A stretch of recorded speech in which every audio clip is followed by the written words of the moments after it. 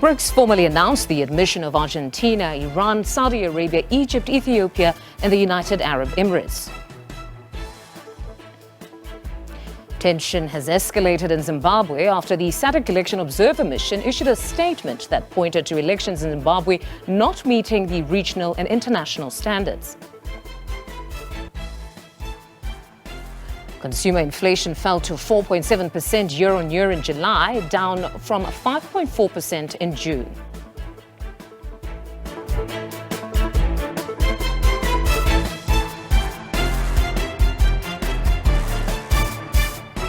A very good afternoon. If you've just joined us, we're coming to you live from our studios here in Johannesburg. Welcome to the Week in Review. This is the program where we review some of the biggest stories to come out of the week. I'm your host, Mfundo Mabala.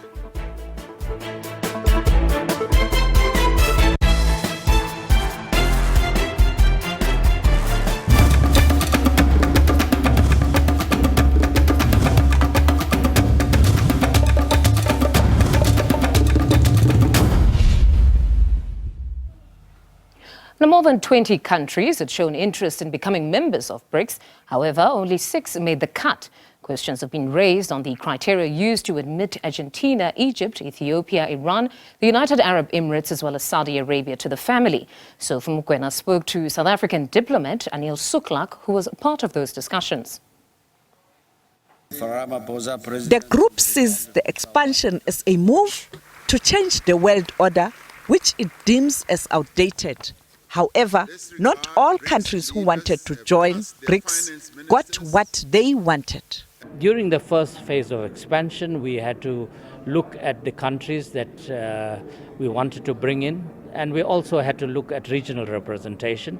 And you saw that we have brought in an additional country from Latin America in the form of Argentina, and then we've brought in 3 countries from West Asia, Saudi Arabia, Iran, and UAE. And we've brought in 2 countries from Africa, Egypt and Ethiopia. So we've covered the whole spectrum of the global south in terms of the countries that we have brought from different regions.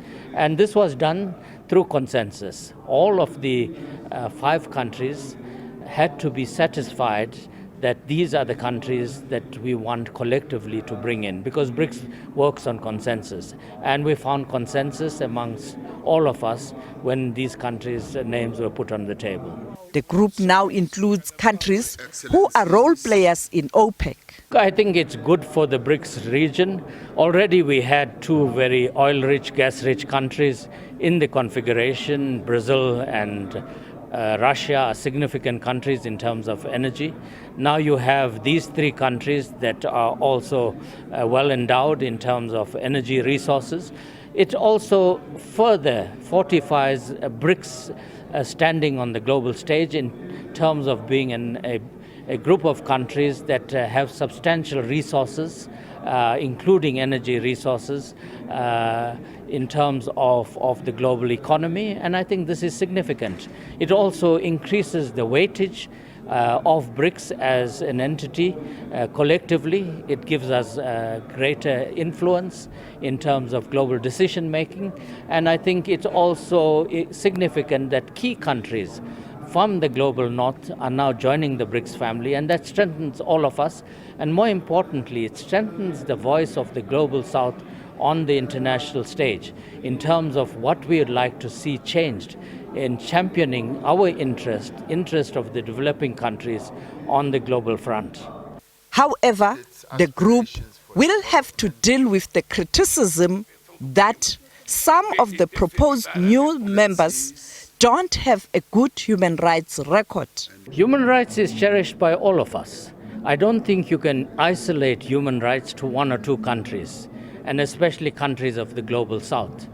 Also look at human rights violations in countries of the global north.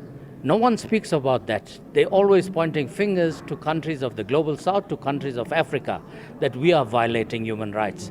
What about the rights of countries of the global south that's constantly violated? Look at how the refugees from Africa is treated, as against refugees of the Russia-Ukraine war, how they are treated. This is violation of how we treat human beings very differently based on which part of the world they come from. We all want to champion human rights and work collectively to address this. Within BRICS, we speak very openly about these issues. But I think it's wrong to point fingers at BRICS and even the new members that we have invited to become party to BRICS as being violators of human rights, as if the rest of the world, those that are pointing fingers at us, are not doing that. We didn't create slavery. It didn't come from the global south. We didn't create colonialism. It didn't come from the global south. We didn't create racism. It didn't come from the global south. Where did it come from?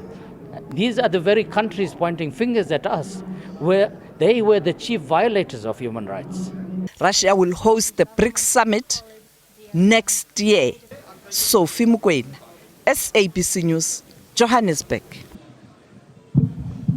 All right, for more on this, we're now joined by Professor Yani Rousseau. He's from Wits University. Professor, good afternoon, and thank you very much for your time. So the biggest talking point has been the expansion. Now, leading up to the summit, some were saying the expansion conversation must be preceded by a set criteria for admission. But it seems there was consensus around the 6 in the absence of some sort of a criteria. What did you make of that expansion announcement? Good afternoon, Fundu, and good afternoon to the viewers. Yeah, indeed, I've just listened to the comments we've just heard. And I hear a lot about the global south, but 5 of the new 6 countries admitted into BRICS Plus, as far as I can see, they are in the northern hemisphere. So geographically, I'm getting confused here. I say that on a lighter note. It's as if we admit countries in the northern hemisphere to speak for the global south or something. So I, for one, would want to see the criteria, and I want to be able to judge against the criteria. To say that these are the countries that the 5 members of BRICS, before we now move to BRICS Plus, had consensus on, doesn't give me anything to judge it against. So I would have felt more comfortable with objective criteria to assess. But if we try to make sense of it and just look at the 6, perhaps starting with Saudi Arabia, to try and see where the nexus leads us to. If we look at Saudi Arabia, it's one of the largest oil producers, and it has recently restored its diplomatic ties to Iran. And Iran, which has been supplying China with discounted oil, one would assume that at the very least, China here would have pushed for the admission of these 2 countries, especially because it also facilitated the restoration of diplomatic ties between the 2 nations, wouldn't you say? Yeah, no, of course I agree with that. And it's very clear that in allowing these additional 6 countries in, there was a big focus on energy, on oil. So 3 of these 6 countries are major oil producers. So I have no doubt in my mind that energy, oil, call it oil reserves, played a big role in the decision of whom to allow in and whom not to allow in. And whether that is a very objective criteria, I should say, it's difficult to judge. That looks like a bit of a selfish criteria rather than an objective criteria. And then to the purchasing power parity conversation, or the GDP of BRICS. It has obviously now surpassed that of the G7. President Lula of Brazil was actually among those who stressed that point. But the real question here is whether this bloc having this purchasing power parity will lead to geopolitical influence equivalent or even above that of G7. Or you would say perhaps there are other factors that decide how influential a particular fora is. Yeah, well, I must make the point that although we heard comments around human rights, etc. I do not agree with the comments that we've just heard before I started speaking. These countries, or some of these countries now allowed into BRICS, really do not have a good human rights record internally.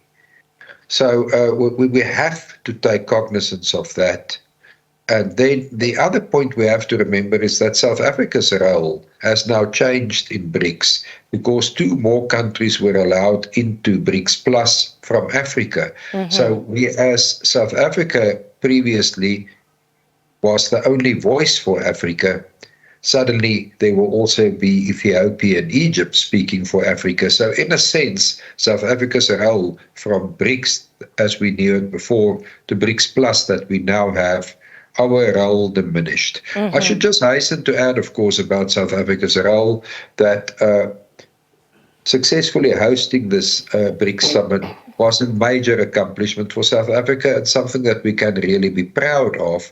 And I can only hope that government will use this as an example of the fact that we can still do things successfully, efficiently, and use the same example, for instance, with state-owned enterprises and the likes. No, most If we can, certainly. Most certainly, it is commendable. It went Yeah. very smoothly. But I want to get back to the point that you raised, that South Africa now holds a different identity within BRICS, because for the longest time, we had been said to be the gateway to Africa.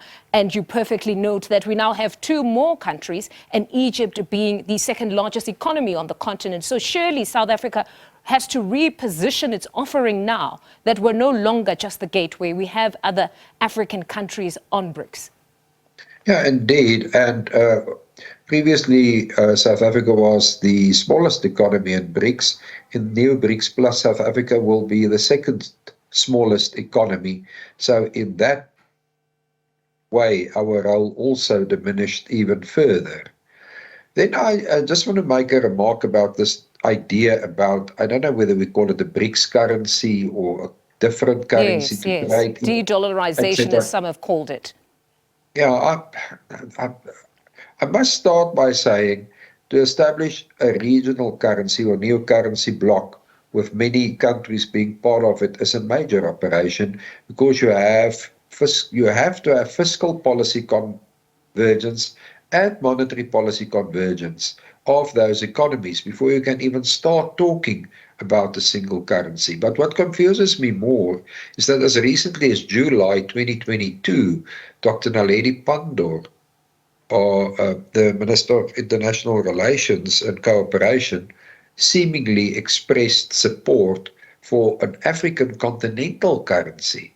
Now, a country can't be part of an African continental currency and of a BRICS currency. So we really need to get clarity on our policy on this matter. And then in the case of South Africa, we have to remember that we are in a currency union with Eswatini, Lesotho, and Namibia, the Common Monetary Area currency arrangement. So if South Africa is thinking about moving into another currency bloc, I have no idea where that leaves our Common Monetary Area partners, these other three countries, whether they will have to move with us, say, into a BRICS currency, and will then have to become, I just don't understand.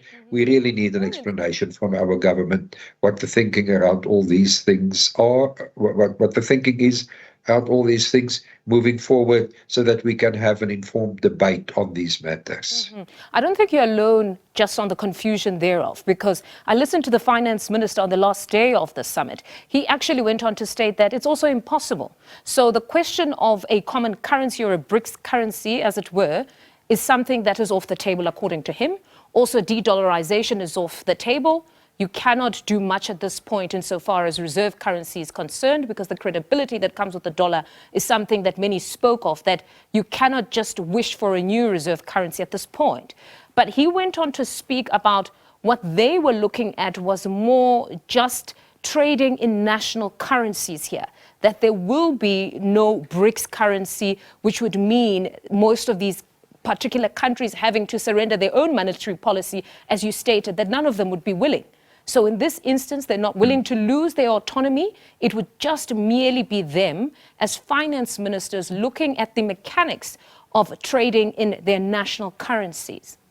Yeah, but of course, there's nothing stopping countries at the bilateral level trading at their in their national currencies. Let's use a practical example. China exports more to South Africa than what South Africa exports to China. There's a trade imbalance, and it means that if we want to trade in our national currency, we have to pay rands to China. I mean, it's simple as that. What the Chinese will do with those rands, I have no idea. So they are welcome to trade in national currencies, but what will the country with this trade surplus that will get the currency of the country with the trade deficit do, in this instance, in my example, what will China do with the rands that they get from South Africa because they trade in our national currency? They export more to us than what they import from us. So that aspect nobody has explained to me yet. And I suppose that's why they decided to defer this particular matter to the next sitting, which will be in Russia. But just in closing, on the transformation of multilateral institutions, this was quite a big focus as well. We heard from the UN Secretary General that multipolarity, though good, we're moving towards it, really can achieve nothing if multilateral institutions are not strengthened and transformed. What did you make of that? Yeah, it depends. You must remember, with a BRICS Plus, other international institutions will have to figure out how the existence of BRICS Plus will impact their activities. So we might hear these remarks going forward. I just want to make one more remark about de-dollarization. We have to understand, of course, that reserve currencies of the world, these reserve currencies come and go. The dollar has been the reserve currency, I guess, for, call it, the past 80 or so years. Before that, it was the British pound, and before that, probably the Rix dollar in the Netherlands. And there are a few conditions to be a reserve currency, one of which is the country should have no exchange control. And many of the BRICS countries still have exchange control. Secondly, the country should be freely traded and freely transferable. So many of the BRICS currencies do not even meet these conditions. Even in South Africa's case, we still have exchange control. So it is as if these political leaders get an idea and they start talking about without thinking through the economic implications and the preconditions for making something like that operational. I think Sim Shabalala, CEO of Standard Bank, was one that made the same point as you around the reserve currency and the criteria that must be met. So it was most certainly a very interesting conversation. We'll see at the next sitting what becomes the conclusion around this conversation of a BRICS currency, de-dollarization, if you will, or just trading in national currencies. Professor, thank you very much for your time this afternoon. That was Professor Yani Rousseau. He's from Wits University. More news on the other side of this break. Do stay with us.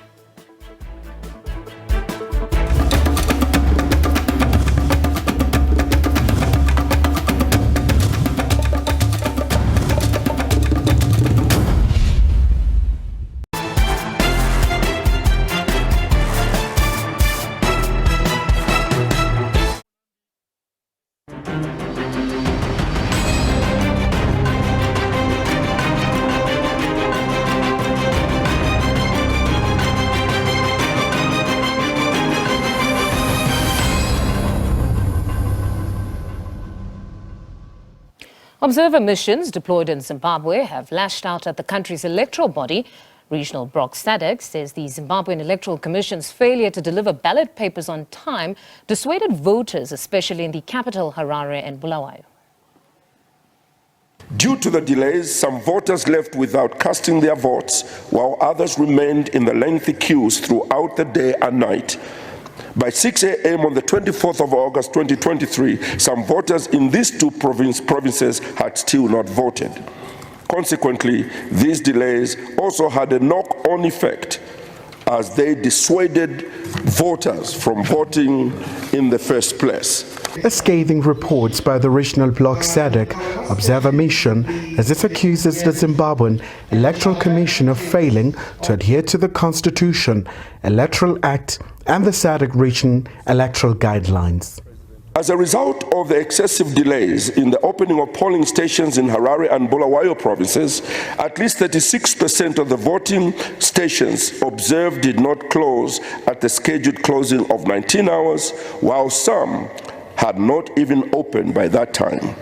It was announced that voting would be extended to proceed into 24th August 2023 to compensate for the late opening. And in previous stakeholder consultations, a shadowy organization that I've already referred to as Forever Associate Zimbabwe was accused of conducting a countrywide exercise of electoral intimidation. Even the continental body, the African Union, was not convinced that the electoral body rose to the occasion. The election recorded a lower number of female candidates compared to the 2018 elections, which witnessed the participation of 14.4% female parliamentary election candidates and 17% female local authority election candidates. Reduction in the number of female contestants has been attributed by stakeholders to the high nomination fee for presidential candidates and low political representation. International observers have also raised a litany of concerns. Well, look, we were very concerned about the delay. And, for us, I think the challenge was that some were delivered on time and others were not delivered on time. If it was just about, the two main issues, the logistics and the court cases, then the delay would have occurred across all the ballot papers. And so we were actually really concerned about that. Very happy that they were delivered in the end. We're hoping that we'll get a full report on that. We have requested for it. And we will make sure that we make our conclusions very, very clear in our final report. The election was also hampered by significant issues regarding the independence and the transparency of the Zimbabwe Electoral Commission, ZEC. The ZEC missed opportunities to increase public trust in the integrity of voting and to result management. Meanwhile, the observers say despite these challenges, there was calm in most polling stations. They'll issue their final reports in 2 months. They've since called for calm in Zimbabwe. Kailihle Khumalo, SABC News, Harare, Zimbabwe. Now, tension has escalated in that country after the SADC Election Observer Mission issued a statement that pointed to elections in Zimbabwe not meeting the regional and international standards. This morning, the media briefing of the opposition Coalition for Citizen Change, that's CCC, was disrupted by an unknown group. SABC News correspondent Ipet Musikiwa has more. I think for the first time in a while, we actually did manage to see their faces. Yes. From the visuals that I sent to you earlier on, you can quickly identify more than 4 of those individuals. So I'm sure by the end of the day, most of them would have been identified as to who they really are, and if they are state agents or if they are just I don't know, maybe because the talk around the press conference was that this notorious organization that everyone, that including the observers, has been talking about, this FAZ, Forever Associate Zimbabwe, that was involved in all these activities around the elections, might actually be behind what's transpired today. But so far, there is no official confirmation, or no one has really come forward to say these people belong to this organization. We are still trying to identify, still trying to ascertain who they work for and what was their agenda, apart from that statement by the police, which we are assuming that maybe they might have been state agents who had come to actually effect the arrest, which is supported by that press statement by the police. Now, Lanson Chamisa has called this week's general election a sham, and not without reason, because of irregularities that started even before Mnangagwa proclaimed 23 August as the election date. Chamisa, who held a briefing earlier, is questioning the validity of the election that he says he will win. The Citizens Coalition for Change leader has accused incumbent Emmerson Mnangagwa's state apparatus of destroying relationships it will need to restructure debt and stabilize the economy. SABC international news reporter Kailihle Khumalo joins us now in studio after just returning from Zimbabwe. Kailihle, good afternoon. I'm sure you're very tired. I'm terribly jet lagged. Thank you so much for having me. But we're happy to have you in studio just to give us insight because you were physically there. Let's start with the general consensus that the elections were with a considerable amount or little violence, but rather the electoral process was probably the focal point. Is this in fact the case, that there was very little violence and perhaps concerns around the electoral process broadly? Well, very much so, Mfundo, especially because when you look at the reports by the observer missions, they do say that one of the positive aspects will have to be the calmness, will have to be the peace associated with these elections, albeit with a bit of concerns, especially when you look at this grouping of certain individuals. And, you know, a lot of them do say that they might be affiliated with the ZANU-PF, you know, with the voter suppression and the intimidation, especially in the rural areas. And the context is that when you look at the rural areas in Zimbabwe, that's where the strongholds of the ZANU-PF are. That's where you have quite a number of, you know, the voters for the ruling party who do believe in the ethos of this particular party. And then we understand that police were preventing some people from observing as the elections took place at certain polling stations and wanted to observe even the counting. Is this in fact the case? Especially, I mean, when you look at the very clear example where we saw the arrest of about 30 or so observers, and the Zimbabwean Republic Police, they were citing that these particular individuals were sort of planning to prematurely declare the results. But obviously, there was an instance where the Zimbabwean Electoral Commission made it categorically clear that people can do the voting tabulation and really just, you know, sequencing it, do these parallel, you know, counting alongside ZEC. But obviously now the police say this is against the Electoral Act in Zimbabwe. So hence we saw the arrest of this. So it's been a very major concern, especially because these observers were invited by the Zimbabwean government to come and make sure that the elections are done in a fair way, in accordance with the guidelines and the principles of SADC and many other international practices. Now, speaking of ZEC, there's been a lot of criticism of ZEC. Do you believe, or from what you saw, that they managed to fulfill their mandate? I think really it's quite a very critical mandate really that they had. For example, to go back to the report of the observers, they said, for example, for a presidential candidate, one had to cough up about $20,000 US. So in rand terms, that's almost like 300,000 rand. So they said that was a main impediment in terms of really widening the space to allow so many people to take part in these elections. I mean, you go back to 2018, you had about 23 presidential candidates, but this time around the number was about 11. So there was a major concern that they could have done better. And then it goes back to the main criticism, the availability of the ballot papers. In fact, that was a massive, criticism, especially because, I mean, when we were in Harare, we drove around to so many cities as well, mainly in Harare where we were, and the major issue was that, you had voters who went to the polling stations as early as 4 a.m. and they were still eager and keen to vote. And that's why subsequently you saw that proclamation by President Emerson Mnangagwa trying to appease these voters really who were so determined to vote and saying, let's have a second day of voting to allow the voters. And then to the all-important question around the media. How easy was it for the media to move around and broadcast? Look, just before you do your coverage, I mean, the conditions, they were not really so great because immediately when you get to Zimbabwe, there's so many forms you have to fill, so many payments you have to carry out. And as you go along, the rules subsequently change. So it was a very tough environment really to navigate.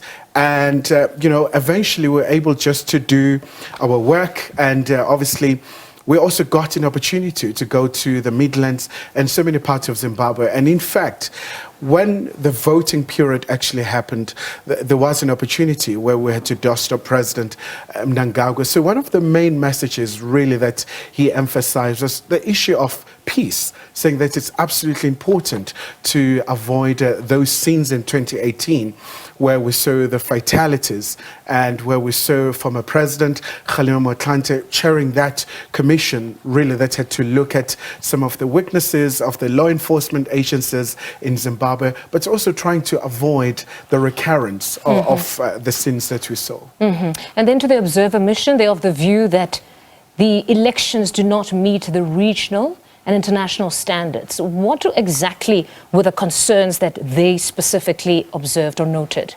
So it's a litany of concerns from the observer missions. For example, they do talk about, the intimidation in certain instances where some voters encountered, but also in the main, the issue of the logistical challenges. There was an assurance from the Zimbabwean Electoral Commission that they will attend to all the polling stations. They said, in terms of their state of readiness, they were ready to make sure that these elections are successful. So it was a litmus test for ZEC, and they were not able to meet, some of the commitments that they've made. But also, apart from that, I think the issue of transparency as well, in as far as the voters' role is concerned, but also just in terms of how they determine how you vote in terms of your voting station. A lot of voters, some of them, they were turned away in certain polling stations, only to be turned to certain areas. So that was a major concern. So there's quite a lot to be done. So this was just a preliminary report. So we're expecting in 2 months' time a very comprehensive reports from the observer missions. All right, and now we just await the results as they start to trickle in. Kaelihle, thank you very much for your time. That is our international reporter, Kaelihle Khumalo, speaking to us. He's just landed from Zimbabwe.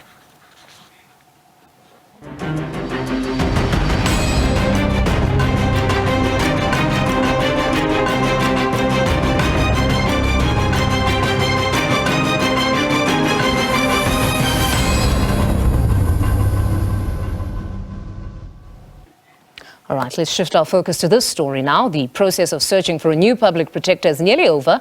The past week, 8 candidates, all hoping to lead this Chapter 9 institution, faced members of parliament who grilled them on their knowledge of the law, their knowledge of the mandate of the public protector, and what they would do to help the office regain the trust of the public. Members serving on the ad hoc committee are now set to deliberate on who they think the best candidate is. The committee held its first meeting in June when it met to plan the logistics and adopt a program. Committee chairperson Cyril Xaba expressed his satisfaction at the open and transparent process, especially the public's participation. We thank the public for coming with us from the time when we invited them to nominate suitable candidates. I want to confirm once again that this process we are concluding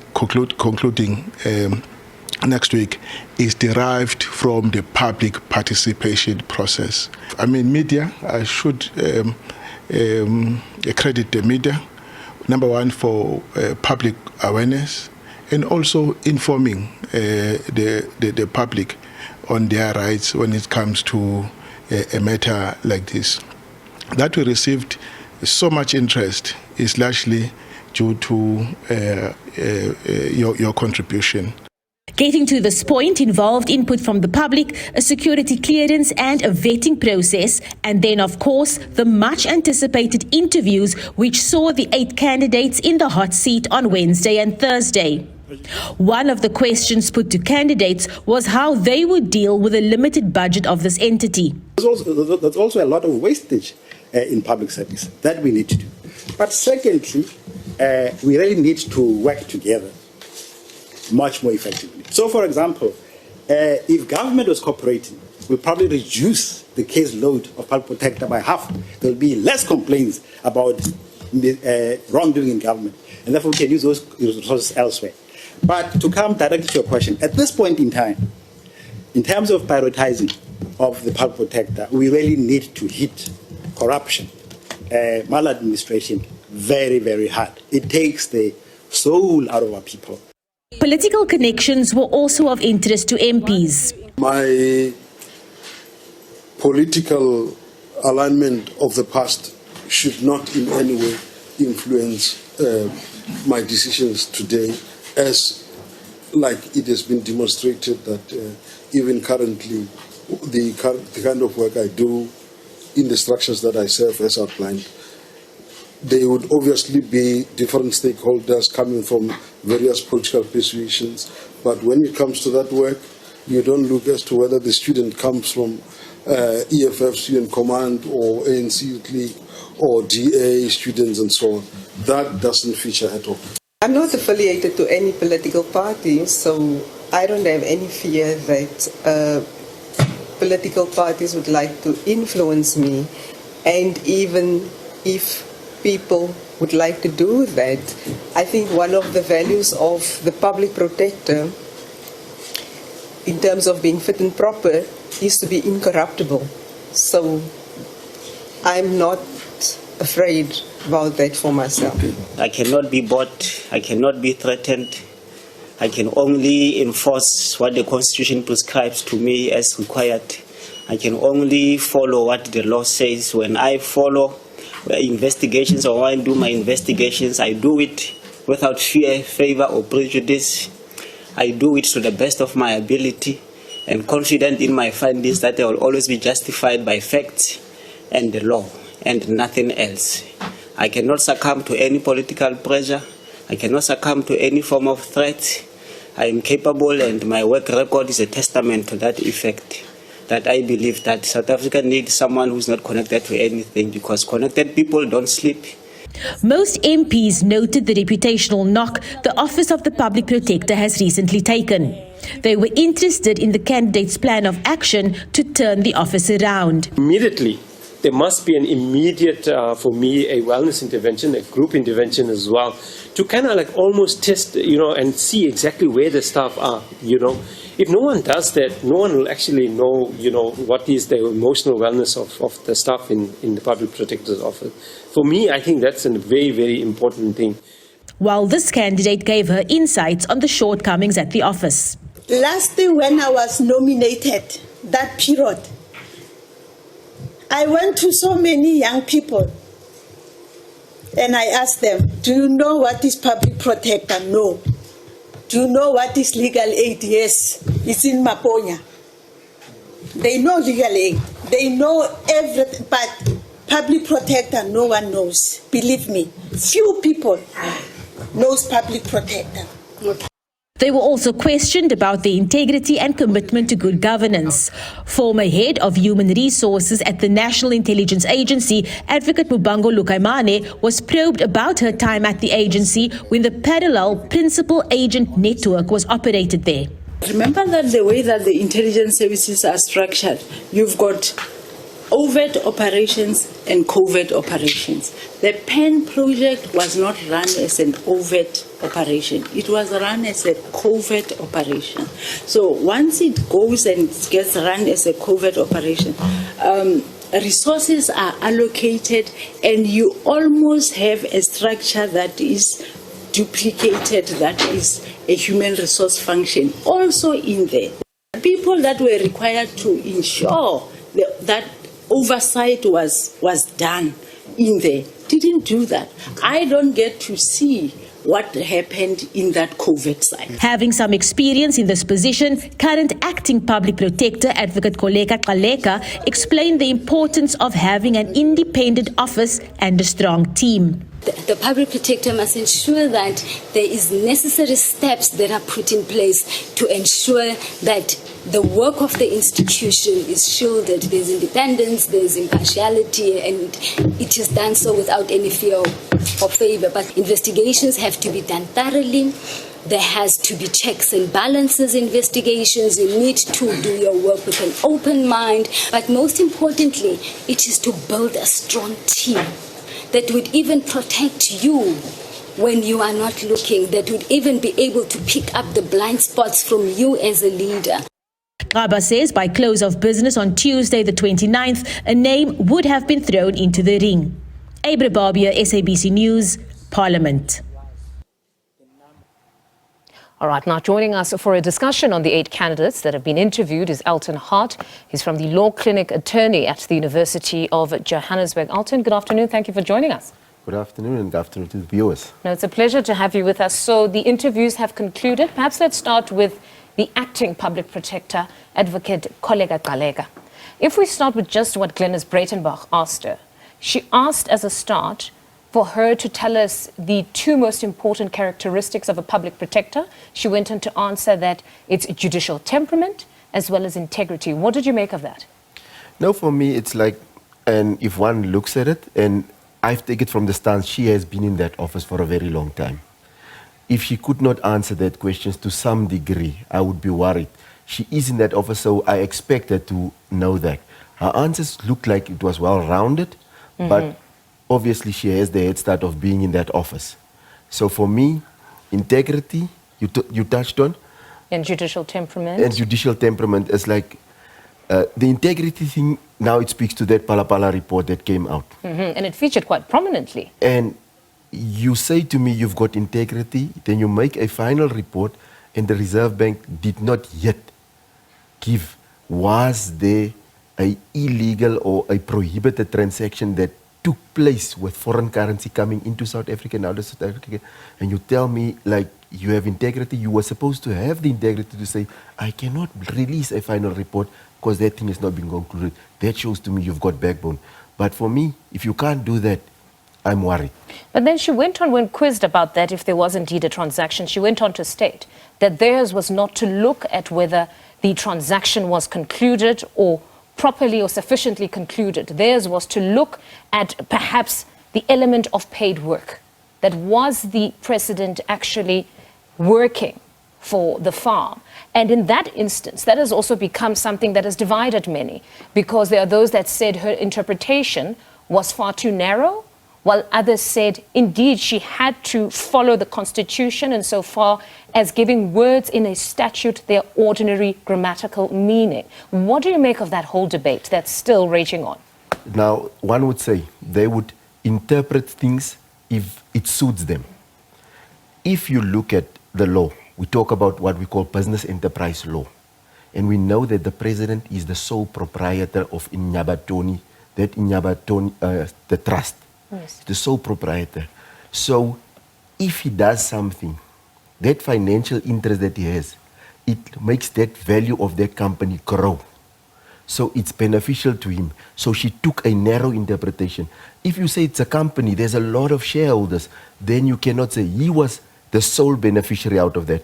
So her interpretation of the law, she can fool people in South Africa that is not legally trained. She cannot fool all the legally trained people. So her answers is like she took a narrow approach because it seems like she was mandated to come to a specific conclusion. And for me as a South African, if I get a public protector in that vein, I'm worried.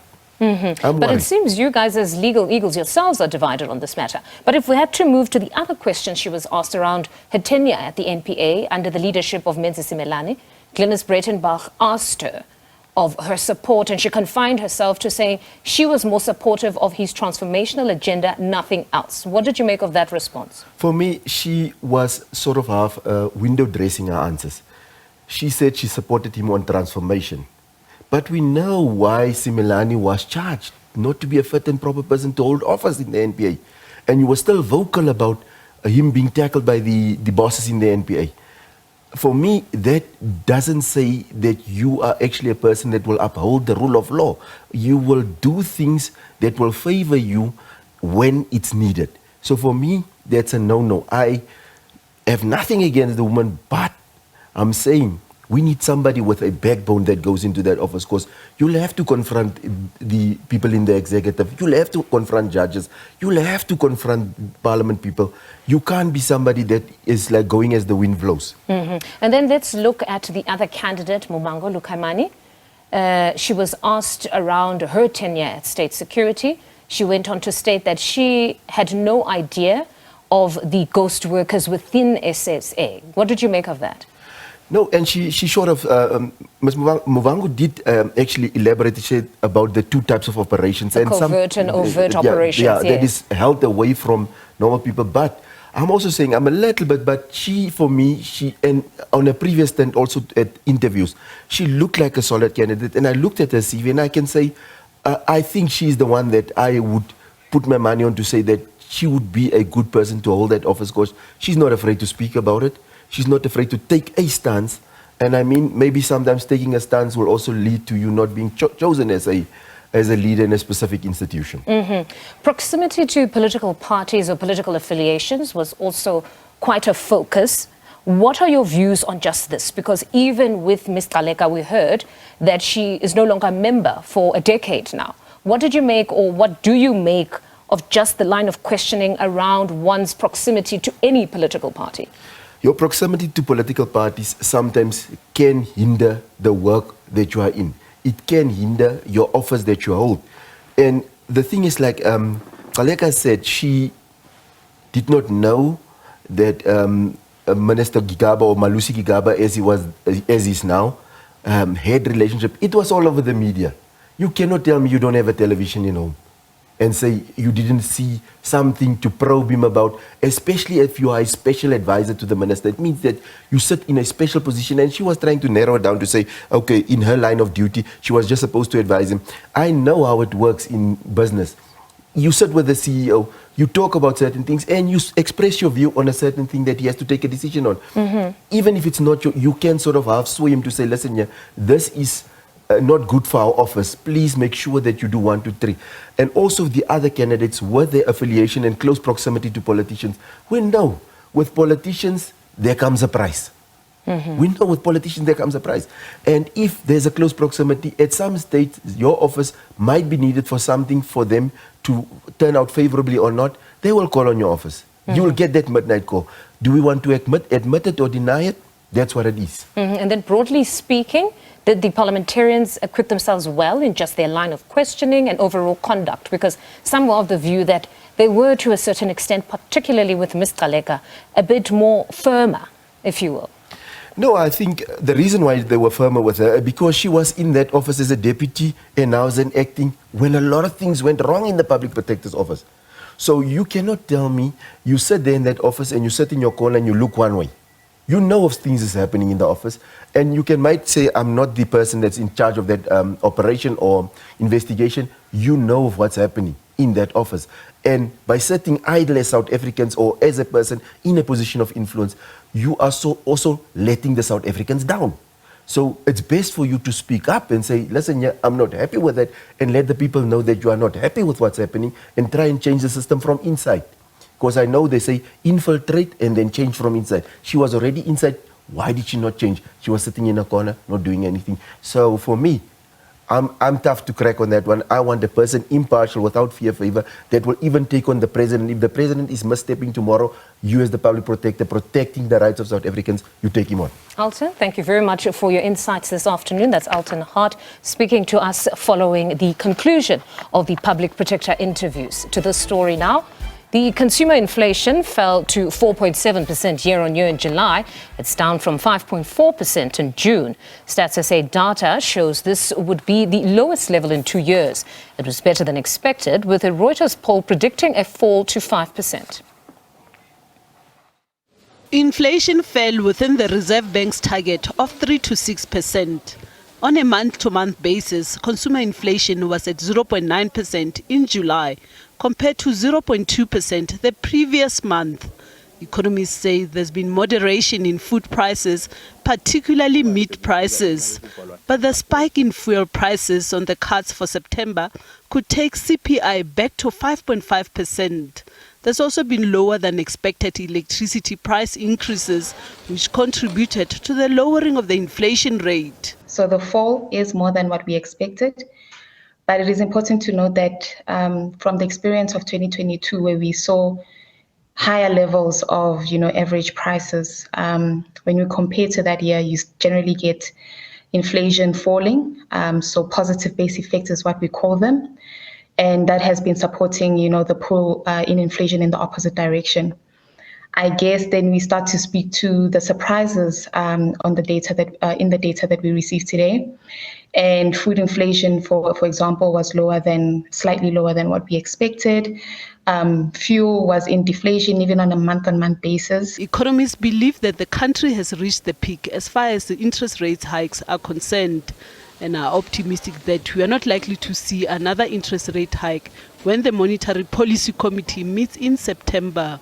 Last month, the Reserve Bank paused hiking interest rates after raising them consistently since November 2021. That the Reserve Bank would see that inflation has moderated well into the target band, and therefore I do believe that we have reached the plateau on interest rates, that we will not see a further hike in this current cycle. The rand has strengthened after the announcement of the inflation rate slowing down. But economists predict that there's likely to be a slight reverse of the trend in headline inflation for the remainder of the year.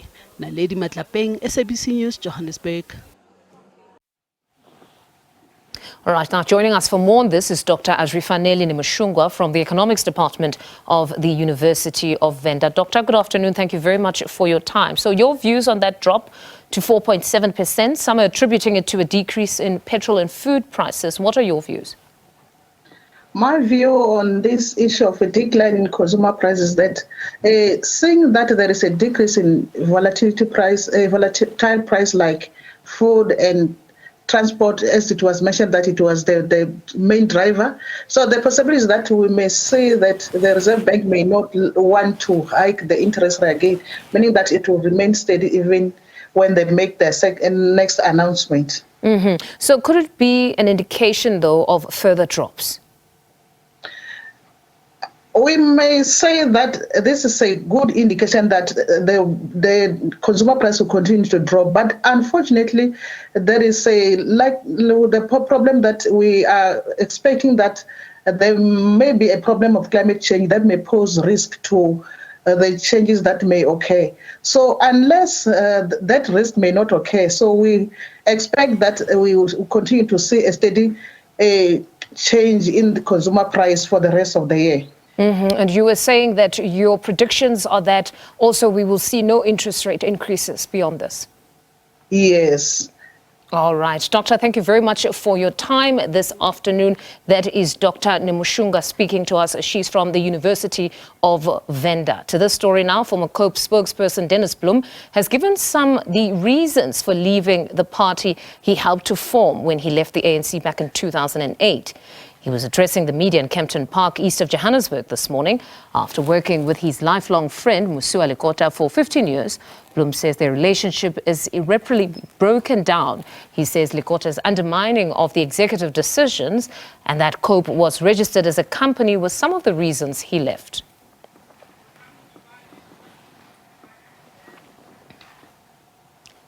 And that's where we leave it for today. We're back tomorrow. Have a wonderful day further.